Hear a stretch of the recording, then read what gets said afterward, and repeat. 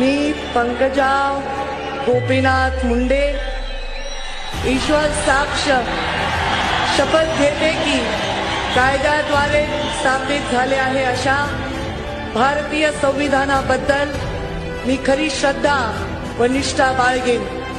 मी भारताची सार्वभौमता व एकात्मता उन्नत राखीन।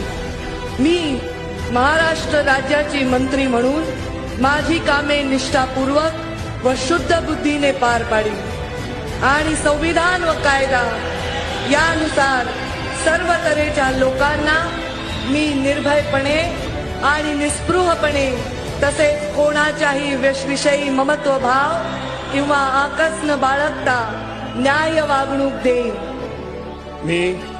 मी पंकजा गोपीनाथ मुंडे ईश्वर साक्ष शपथ घेते की महाराष्ट्र